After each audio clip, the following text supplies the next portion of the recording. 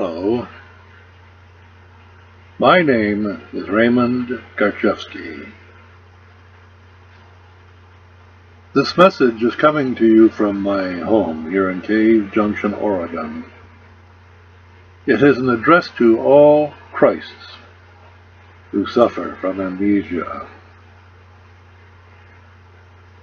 Now, these comments that I'm making are directed to you, each of you, who are watching this video. For you are all Christs, potential Christs, that is. But you suffer from amnesia due to the constant, incremental, unending conditioning, satanic conditioning, which creates the ideas and actions of your life by unseen forces who are constantly suggesting to you courses of action and compelling you through one mode of enforcement or another to do so.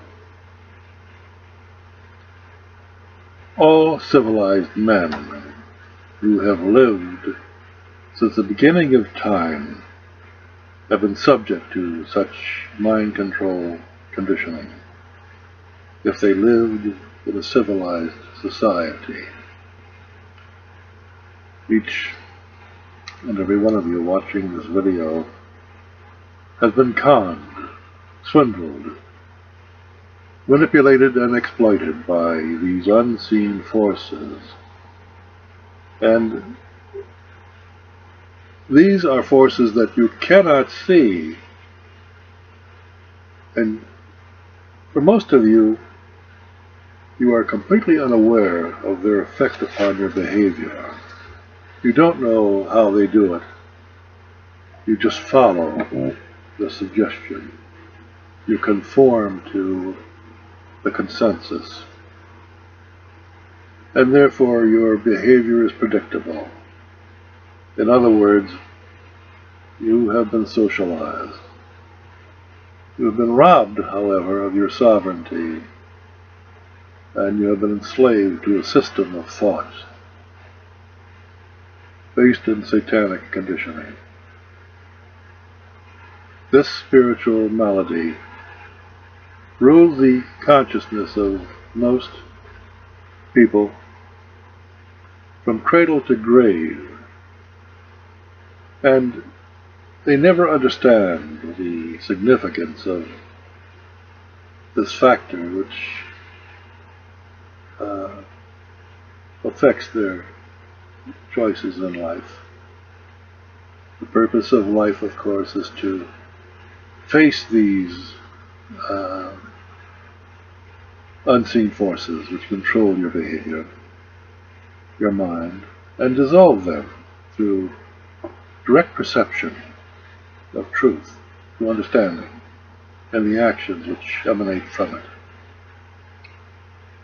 Now, once awareness, insight, disintegrates the illusions of the intellectual aspect of one's mind, one is resurrected to the higher level of direct perception of the unknown, which some call the unconscious mind or the subconscious mind, where all of life is perceived, yet it is not recognized or cognized by the intellect, which is based in after-moment thought.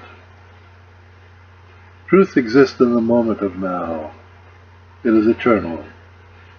It is beyond time and space, and therefore, if one is reacting to the memory-based ideas that they hold in their minds, they are completely oblivious to the eternal moment of life.